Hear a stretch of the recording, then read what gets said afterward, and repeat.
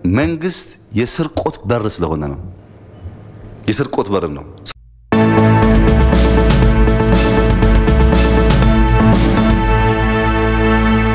ውሃ፣ መብራት፣ መንገድ ወደንም ጠላንም አሁን ባለንበት የኢኮኖሚ ደረጃ የመንግስት ሸክም ስለሆኑ አቅም በፈቀደ መጠን እኛ ማድረግ አለብን። ቤቱን መገንባት በሚመለከት ግን የመንግስት ዕዳ መሆን የለበትም። ፕራይቬት ሴክተር እንዲሰራ ምቹ ነገር መፍጠር በቂ ነው። መንግስት የሚሰራቸው ቤቶች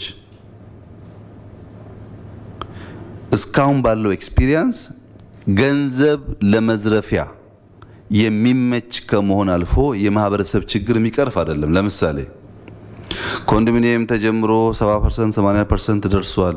ለምንድን ነው ግለሰብ ወስዶ የማይጨርሰው? ለምንድን ነው የመንግስት ዕዳ የሚሆነው? እኛ ቦታውን አግኝተን የተወሰነ ከገነባን በኋላ ፊኒሺንግ ከሆነ ለምን አይጨርሰውም ሰውየው?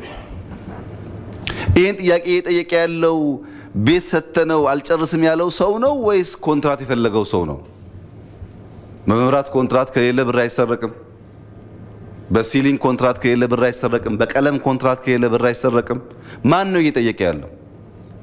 ኢማጂን ከመንግስት ሲወጡ ሰዎች ምናምን ተብሎ ኢን ሃንድረድስ ኦፍ ሚሊየንስ ቪላ ተሰርቶ የሚገዛው የለም ማለት ምን ማለት ነው? ምን ማለት ነው? ፕሮፐርቲ እንዴት ሰው አይገዛም? ፕሮፐርቲ ከሆነ ፕሮፐርቲ ካልሆነና ሰው የማይገዛው ደግሞ ከሆነ ለምን ተሰራ ያ ቦታ? ይሄ የሆነ ያለበት ዋናው ምክንያት መንግስት የስርቆት በር ስለሆነ ነው። የስርቆት በር ነው። ስርቆቱ ደግሞ ኮንትራት ነው። ልክ ትፈራረማለህ፣ ከዛ ለተሰራ አልተሰራ ጉዳይ ኮሚሽን ትወስዳለህ፣ አለቀ ነገሩ። ይሄንን በተቻለ መጠን ከተማና መሰረተ ልማት አንዱ እንደ ራዲካል ቼንጅ የምጠብቀው ነገር እኔ ምቹ ሁኔታ መፍጠርና ፕራይቬት ሴክተር እንዲገባ ማድረግ ነው። አሁን ፕራይቬት ሴክተር አዲስ አበባ ውስጥ የሰራው አፓርትመንት 100 እጥፍ መንግስት ከሰራው ይሻላል በኳሊቲ 100 እጥፍ። ዋጋውን ገብተን ብናይ አላቅም እንደሚፈጠር እና መንግስትነት ዘራፊነት፣ መንግስትነት በቀለለ መንገድ ሀብታም የሚኮንበት መንገድ እየሆነ አገልጋይ መሆን መጥቀም ሰከንደሪ እየሆነ ስለመጣ እና ያጨናንቁሃል። ልክ የሀገር ዕዳ አስመስለው ቀለም አልተቀባምና መንግስት ብር ያምጣ ይላሉ። ቀለም ቀብቶ ሰዎች መግባት እየቻሉ ማለት ነው። ይሄን ስር ነቀል የማረም ስራ ያስፈልጋል። ፕራይቬት ሴክተሩን እንዲሰራ ማድረግ። ሁለተኛው ከፕራይቬት ሴክተር ጋር በግልጽ እንድትነጋገሩ የምፈልገው ከተማና መሰረተ ልማት ኮንትራክተሮች ችግር አለባቸው፣ ገንዘብ ሳይኖራቸው ነው ስራ እየሰሩ ያሉት። ኮንትራክተሮች እንደዚህና እንደዚያ ሆነዋል ተብሏል። እውነት ሊሆን ይችላል። ሙሉ በሙሉ ውሸት ነው ብዬ አላስብም። ነገር ግን እኔ አንዳንድ ሀገር ያየዋቸው ኮንትራክተሮች ፒክአፕ ይነዳሉ። ያየዋቸው ኮንትራክተሮች ሸሚዛቸው እዚህ ጋር ነው ወይም ታጥፏል እንጂ ሬንጅ ሮቨር እየነዱ ግንበኛ የሚባል ነገር ብዙ ቦታ ላይ ነው። እና የኛን ኮንትራክተሮች ሬንጅ ሮቨራችሁን ተውትና ፒክአፕ ያዙ። አገር የሚገነባ ሰው በሬንጅ ሮቨር መገንባት አይችልም። ጭቃ ውስጥ እየዋለ እያቦካ ሬንጅ ሮቨር እንዴት ይይዛል? አንደኛ የራሱ ገንዘብ አይደለም፣ የዕዳ ነው፣ የመንግስት ዕዳ ነው። ሁለተኛ ውስን እውቀት ነው ያለው። በዚያ ምክንያት የወሰደውን ኮንትራት ሳይጨርስ ችግር ሊገጥመው ይችላል። ካልቸሩ ኮምፕሊትሊ የገንቢ አይደለም። ግንባታ የሚገነባ ሰው ቦት ያደርጋል። ግንባታ የሚገነባ ሰው ሸሚዝ ያጥፋል። የሱ እርካታ የሱ የመከናወን ልክ የሚለካው ስራውን ሲጨርስ ነው። የኛስ ኮንትራት ፈርሞ ዳውን ፔመንት ወስዶ ሬንጅ ኦቨር ሲገዛ ስራ ይሰራ ይመስለዋል። እሱን በደንብ መነጋገር ያስፈልጋል ከነሱ ጋር። ይሄ ብቻ አይደለም፣ ከባንክ ስርዓት ጋር ኢትዮጵያ ውስጥ ያለው ችግር ጥቂቶች ብልጦች የገባቸው የሚዘርፉበት፣ አብዛኛው የሚዘረፍበት ስርዓት ነው። ለምሳሌ አንድ ሰው መዘጋጃ ቤት ሄዶ በሆነ ስም ቦታ ይወስዳል። በሊዝም ይሁን በፈለገው ነገር ቦታ ከወሰደ በኋላ ካለምንም ችግር ባንክ ሄዶ ብር ይወስዳል። ፎቁን ይገነባል። መሬት ወስዶ ፎቅ የገነባበት ገንዘብ 100 ሚሊዮን ቢሆን ምሳሌ ነው ቢሆን ያ ሰውዬ ካለ ጥርጥር ፎቁን አስይዞ 300 400 ሚሊዮን ከባንክ ይበደራል። የተሸጠ ፎቅ ነው። ተሽጧል። ኦልሬዲ እጥፍ ወስዷል ገንዘብ። ያን ገንዘብ ወይ ዱባይ ቤት ገዝቶበታል ወይ ሬንጅ ሮቨር ገዝቶበታል። ባንክ በሆነ ጊዜ ሸጠዋለው ሐራጅ ምናምን በሚልበት ሰዓት ያወጣበትን ወጪም አያገኝም። ይሄ ነው የኢትዮጵያ ሀብታምነት መንገድ። ይሄ ነው የኢትዮጵያ ሀብታምነት ፈጠራ አይደለም። የኢትዮጵያ ሀብታምነት ኮኔክሽን ነው። ባለስልጣን ኪስ ውስጥ እየገቡ መዝረፍ ነው። እያንዳንዱ ሀብታም የራሱ ባለስልጣን ጀሌ ያለው ኤጀንት አለው። ባንክ አምጣ የሚልበት መሬት አምጣ የሚልበት። ከዚህ ካልወጣን ይሄ ነገር አንቀይረውም። አንዳንድ ሀገር ሀብታም ማለት የሀገር ምሰሶ ነው። ሀብታም ማለት ለመንግስት ፖሊሲ በጣም እያስጠና ሀሳብ የሚያመጣ የተቸገሩ የሚያግዝ ምናምን ነው። በእኛ እንደዛ አይደለም። ተለጥፎ ነው ያለው እያንዳንዱ ቦታ ላይ። መሬት ዝም ብሎ ሀሳብና ገንዘብ ስላለው ሰው ያገኛል? ኢትዮጵያ ውስጥ አያገኝም እኮ። ኮኔክሽን ይፈልጋል። ኬስ ሰፈርነህ ምናምን ተብሎ ነው የሚሰጠው። ይህን ካላስተካከል የበለጸገ ሀገር አንፈጥርም። የበለጸገ ሀገር ካልፈጠርን ደግሞ ጦርነቱም አይቀርም፣ ጭቅጭቁም አይቀርም። ብዙ ሀገራት አድርገዋል። እኛ እንድናደርግ ከፈለግን መጀመሪያ ባለስልጣኖች ተብለን ኃላፊነት የወሰን ሰዎች ሌብነት የምንጠላ፣ ሁሉም ዜጋ በእኩል ለማገልገል ዝግጁ ይሆን፣ አይዲያ ያላቸው ሰዎችን ኢንከሬጅ ማድረግ በጣም ኢምፖርታንት መሆኑን የምናምን መሆን አለብን እንጂ ዝም ብሎ ኮንትራት እየተወሰደ ከዛ ደግሞ ገንዘብ አልረዳም መንግስት። የትኛው መንገድ ነው? አሁን ነው ያስቆምነው እኮ በዚህ 2-3 ዓመት ነው ያስቆምነው እንጂ ሽሮ ፈሰስ እየተባለ አስፓልት ተብሎ ኢትዮጵያ ውስጥ አታቁም እንዴ? በየክፍለ ሀገሩ ያለውን ችግር አመድ ብር ካፈሰስን በኋላ ለምን ነው ኮንትራክተሩ የሚቀበለው ይሄንን ስራ? ይሄ ነገር ጥሩ አይደለም እኮ ሀገር ይጎዳል ለምን አይልም? ለምን ሽሮ ፈሰስ የሚባል ነገር ከኢትዮጵያ ጫፍ ሁሉ ቦታ ዩኒፎርም አልሆነም? አንዳንድ ቦታ እኮ ኮንክሪት አስፓልት እንጂ አይፈቀድም። ትክክል አይደለም እንደዚህ አይነት ነገር። መልሰን አሁን የምንገነባቸው አሁን አማራ ክልል መልሰን የምንገነባቸው አስፓልቶች በጣም ብዙ ናቸው የውሸት ስለነበሩ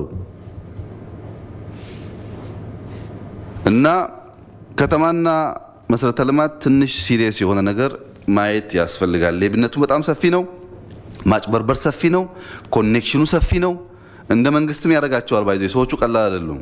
ሚዲያ ያላቸው ሶሻል ሚዲያ ያላቸው ምናምን ነገሮች ናቸው። እነዚህን አይ ቱ አይ ተጋፍጠን ማስተካከል ይኖርብናል። አለበለዚያ በጣም አደገኛ ነገር ነው የሚፈጠረው እዛ አካባቢ እና ከተማና መሰረተ ልማት እነዚህን ጉዳዮች በደንብ ያይ ጥሩ ነው። ሎላንድ ላይ የተነሳው ሪፖርት ከተቋሙ አፈጣጠር አንጻር በጣም ጥሩ ነው። ነገር ግን በሚቀጥ 100 ቀን መስማት የምፈልገው እኔ ኢትዮጵያ ውስጥ 10 የቆሙ ፕሮጀክቶች አሉ። በገንዘብ ምክንያት ሁሉን አልቻልኩም፣ ግን 3ቱን ስራ አስጀምሬያለሁ። አንድ ከጀመሩት 3ቱ ስንት ስንዴ ተገኘ፣ ስንት ሄክታር ለማ፣ ስንት ኩንታል እኛ ኪስ ገባ በሚል ነው የሚለካው።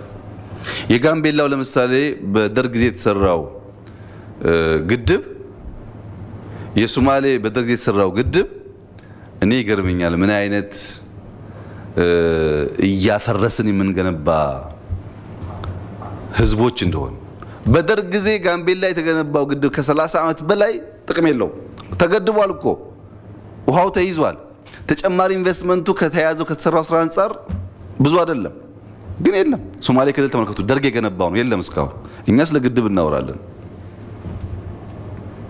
እና ሎላንድ ላይ እነዚህን ማስጀመር ከግብርና ጋር የጀመራችሁትን ስራ እኛም ኢንቨስት እያደረግን ቢሆን፣ ምክንያቱም መውደሙ በራሱ መሬቱም ስራ ላይ እየዋለ አይደለም እንደምታውቁት። እዛ አካባቢ ደግሞ ስራ እያስፋፋን ብንሄድ ብዙ ችግር ስለሚቀርፍ መሬቱ በጣም ለም ስለሆነ በዛ እሳቤ ቢታይ። ሁለተኛው ውሃ ለኢትዮጵያ የልማት በራችን ነው። እያንዳንዷ ጠብታ ውሃ ከሌለ ግብርና የለም። ውሃ ከሌለ ጤና የለም። ውሃ ከሌለ ሰርቫይቭ ማድረግ አይቻልም። ያው ምግቡ ዋናው ፓርትም ውሃ ስለሆነ ምግብ የሚባል በሙሉ ውሃ ነው።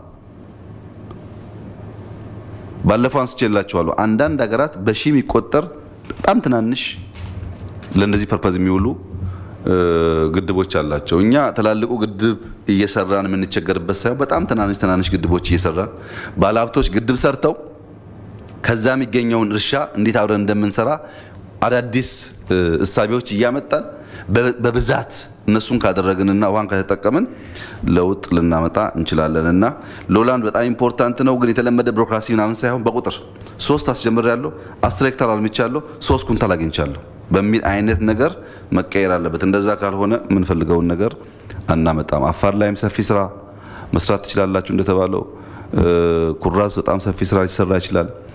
ከአዳማ ወደ አዋሽ ስትሄጂ፣ ወደ አፋር ስትሄጂ በስተቀኝ በኩል መተሃራ አለ። መተሃራ በጣም በሚደንቅ ሁኔታ ወደ 10,000 ሄክታር የለማ መሬት ነው ያለው። እዛ በረሃ ውስጥ ለም ገነት ነው የሚታየው።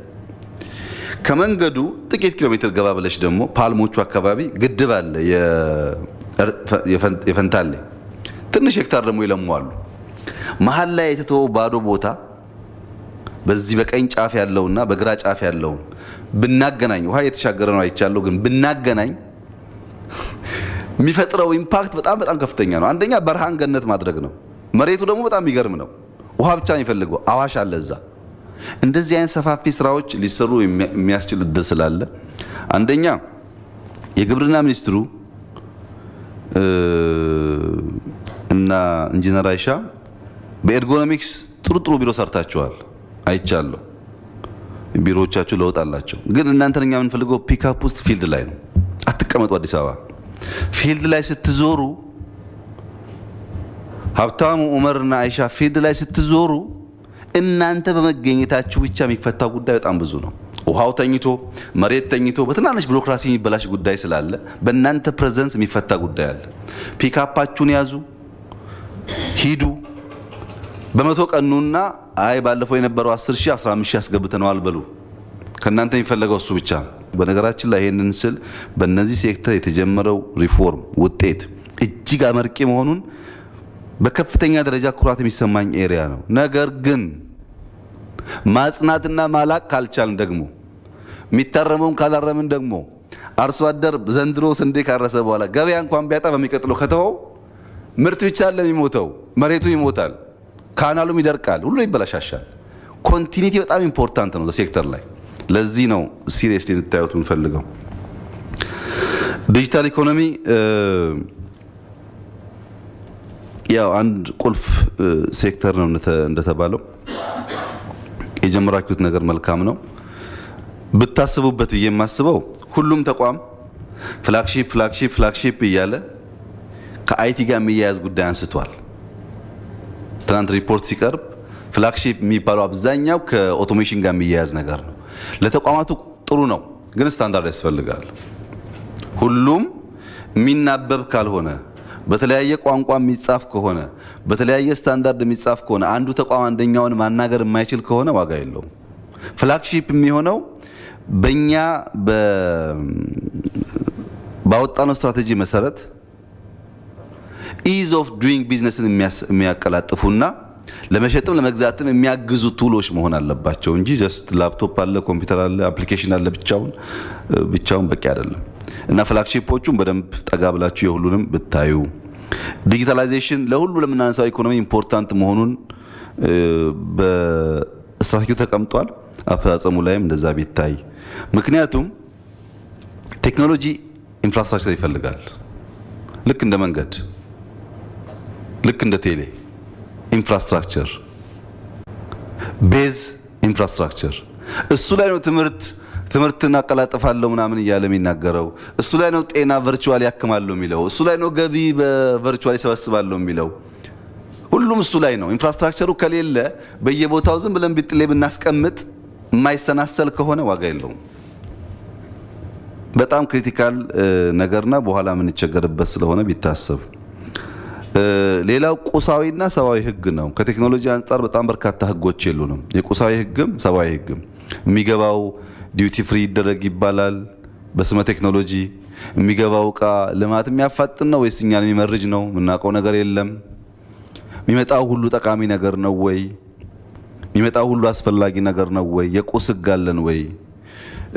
የሰብአዊ ህግ አለን ወይ? ከስተም እነዛ ህጎች ካሉት በቀላሉ የሚፈልገውና የማይፈልገውን እየለየ ሊያይ ይችላል። አለበለዚያ ግን ዝም ብሎ በስመ ቴክኖሎጂ ሁሉም አሁን ይሄ በአንድ በኩል ድምጽ ማጉያ ነው። ይሄን ሁላችንም እናውቃለን። ተለማምደነዋል።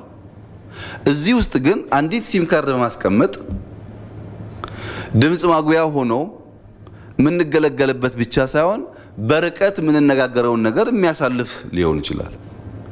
ኢንፍራስትራክቸር ካልተገ በጣም ቀላል ነገር ነው። ኢንፍራስትራክቸር ላይ ህግ ከሌለን በስተቀረ ሊኖር ይችላል። ህግ ካለስ እቺን ዕቃ ያመጣ ሰውዬ በዚህ ህግ ታመጣለህ ስለሚባል እንደዛ አዲሽናል ነገር ካለ በከፍተኛ ደረጃ ስለሚያስጠይቅ ቢያንስ በሰው ደረጃ ጥንቃቄ ይደረጋል። እኛም ስኪሉ እያደገ ሲሄድ እነዚህ ነገሮች ካውንተር ሰርቪላንስ እንሰራለን ማለት ነው። ቴክኖሎጂ ሁሉ ጥቅም አይደለም፣ ብዙ በሽታ በውስጡ አለበት። ልክ እንደ እርዳታው ማለት ነው። ይሄን ለማወቅ እና ለመከላከል እንድንችል ኢንፍራስትራክቸር በጣም አስፈላጊ ነው። ህግ አስፈላጊ ነው። ሌላው ታለንት ማውጣት። ያው እንደምታውቁት አውሮፕላን የሚሞክሩ ሰዎች አሉ፣ ሊሰሩ ድሮን መስራት የሚሞክሩ ሰዎች አሉ። ኢትዮጵያ ውስጥ የማይሞክሩ ሰዎች በጣም ማግኘት ከባድ ነው። እርሻ ላይ ብትሄዱ በየመንደሩ አርሶ አደር ሆኖ ፓምፕ ሰርቶ በጣም የሚሞከር ነገር አለ። ግን እነሱን ኢንከሬጅ አድርጎ ወደ ማስ ፕሮዳክሽን ገብቶ ከነሱ ሰፈር ወጥቶ እንድንገለገልበት ተቋሞቻችን ስለማያግዙ ነው እንጂ ጭንቅላት ስለሌለ አይደለም። ብዙ የሚያስደምም ነገሮች ይሰራሉ። እነሱን ተቋማዊ በሆነ መንገድ እየደገፍን ብናወጣ በጣም ጥሩ ነው የሚሆነው። ይሄ እንዲያግዝ እንግዲህ ታለንት ሃይስኩል ያው ባለፈው ማንስቻለሁ፣ ደግሜ ነው የማነሳው። ከጀመር በጣም ረጅም ጊዜ ነው፣ እስካሁን አላለቀም። በጣም ብዙ ፕሮጀክቶች ተጀምሮ ያልቃሉ። ሃይስኩል ነው፣ ምንም ሶፊስቲኬሽን የለውም። የሆነ ገጀት አለው ከቻይና ከቱርክ የመጣ ግን ሃይስኩል ነው። ታለንት ሃይስኩል በፍጥነት ቢጠናቀቅ ጥሩ ነው። ፖርታል ላይ የተነሳው ሀሳብ በጣም ጥሩ ነው፣ ይጠናከር። እንዳልኩት ግን ስታንዳርዱ ተናቦ ይሂድ። ሁለት ጉዳዮች ላይ ኮሜንት አድርጌ ልጨርስ። ዲጂታላይዜሽን አንደኛው ኢትዮጵያ በብዙ ነገር ተከታይ ናት። ሰምዌር ይፈጠራል፣ እኛ እንከተላለን። በወጉ ሳንከተል ቴክኖሎጂ ያልፋል፣ በወጉ ሳንከተል ቴክኖሎጂ ያልፋል። አሁን መፍጠር ላይ ብቻ ሳይሆን ጥሩ ተከታይ ለመሆን የሚያስችል ግራውንድ መፍጠር አልቻልንም። ለምሳሌ የማህበራዊ ድረገጾች ተፈጥረዋል። በብዙ ዓለም ማህበራዊ ድረገጾች የገንዘብ ማግኛ መንገዶች ናቸው። ማስታወቂያ ይሰራባቸዋል፣ ትምህርት ይሰራባቸዋል፣ ብዙ ነገር ይሰራባቸዋል። እኛ ጋስ ብሔር እንትን ነው፣ እምነት እንትን ነው፣ እንሰዳደባለን፣ እንደባደብበታለን። ቴክኖሎጂውን ወደ ልማት ወደ ሀገር ግንባታ አልተጠቀምንበትም። ቢሾፍቱ ጋር የሚያያዘው የሐኪም አበበች የሚባሉ እናት ቦታ ይመስለኛል። ከዚህ ቀደም እሳቸው ነበራቸው፣ በኋላ ሜቴክ ገዛቸው። እኛ በኋላ አትሊስት ያ ነገር እንዳይወድም ቢቆያል። እኔ አሁን የምደግፈው የሀገር በቀል እውቀት ያላቸው ሰዎች፣ ሀገር በቀል ጥናት ያጠኑ ሰዎች በጣም ጥቂት ናቸው ኢትዮጵያ ውስጥ። መንግስት ካላጣው ቦታ እነሱ ጋር ተሻምቶ ከሚቀማቸው እየደገፍን ብናቆይ ነው የሚሻለን። ግድ የላቸውም። እነዚህ ሰዎች ጥቂት ናቸው፣ ይጠፋሉ። እኛ ደግሞ የምናየው መሬቱን ነው። 10 ሄክታር 20 ሄክታር ነው። እውቀቱም ስንት ቢሊዮን እንደሆነ አናስብም። እና ያኔም ከሜቴክና ቢሾፍቱ ጋር የነበረውን ነገር ረገብ እንዲያደርጉ የተፈለገበት ዋናው ምክንያት ከግለሰቦቹ መጥቀም መጉዳት ሳይሆን የሀገር እውቀት ነው። ኮሚኒቲቭ ኖሌጅ ነው። ዝም ብሎ መውደም የለበትም። ሰዎቹ ከከለከልናቸው ይሄዳሉ፣ ምንም ምርጫ የላቸውም። ግን ለምን ይጠፋል? ምርምር ቢካሄድበት ቢደገፍ ለብዙ ነገር ሊውል ስለሚችል ባነካካቸውና ብንደግፋቸው፣ ለእናንተ የተለየ ነገር ብናስብ አይሻልም ወይ? ማዕድን መዋቅራዊ ለውጥ ያስፈልጋል። የተጀመረች በጣም ትንሽ ኤክስፖርት አለች፣ በከፍተኛ ደረጃ ማላቅ ያስፈልጋል። ስራ አጥነት ላይ ያለው ኢምፓክት ከፍተኛ ነው፣ እሱንም በስፋት መጠቀም ያስፈልጋል። ቫልዩ ቼይንም ማገናኘት ያስፈልጋል። ዝም ብሎ ማምረት ብቻ ሳይሆን አንደኛው ለአንደኛ ኢንፑት ስለሆነ እንዴት ተሳስሮ የተሟላ ውጤት እንደሚያመጣ ማየት ያስፈልጋል።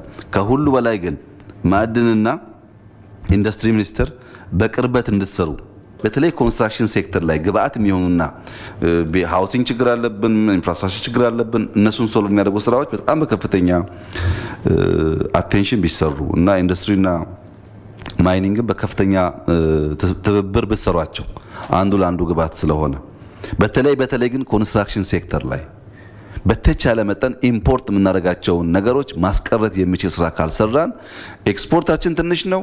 የኢምፖርት ፍላጎቱን ከፍ የሚያደርገው ገና ነው። ኮንስትራክሽን ኢትዮጵያ ውስጥ ብዙ ዲማንድ ነው ያለው። እሱ ላይ ፎከስ ቢደረግ ጥሩ ነው። ኤክስፖርቱ እንደተጠበቀ ሆኖ ኢንዱስትሪ አማራጭ እናስፋ። አጎዋ ሁለት ነገር ነው። አሜሪካ ነገር አምርተን ሊወዳደር የሚችል ምርት ካለ መሸጥ እንችላለን፣ አልተከለከልንም። የተከለከልነው ቀረጥ ነፃ የሚባል ነገር ነው። ሌሎች ሀገሮች ደግሞ ኦልተርናቲቭ እናምጣ እያሉ ነው። እሱን እናስፋ። ለምሳሌ ፓኪስታንን ብንወስድ አሁን 89 ሚሊዮን ዶላር ኤክስፖርት እናደርጋለን። ማስፋት ትችላላችሁ እያሉን ነው። እድሉ አለ፣ እናስፋ። ብዙ የገበያ ምርጫ አለ። ብዙ ሀገራት እያደጉ ነው ያሉት። ሀገራት እኮ እንደ ድሮ አንድ ሀገር በጣም ብዙ ሀብታም ሀገር አለ። እናስፋና እንሂድ። ሁለተኛ ኢምፖርታንት አቶ መላኩ ያነሳው ኢምፖርት ሰብስቲዩሽን።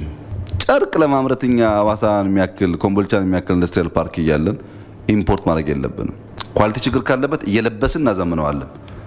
እሱን ስትሪክትሊ ኢንዱስትሪ ሚኒስቴር በመከልከል ደረጃ ማለት ነው፣ በእንትን ሳይሆን በመከልከል ደረጃ ማድረግ አለባቸው። አንደኛ ፓርኮቹን ካልደገፍናቸውም አይሰሩልንም። ከውጭ እያመጣን እነሱ ገበያ እንዲያጡ ማድረግ የለብንም።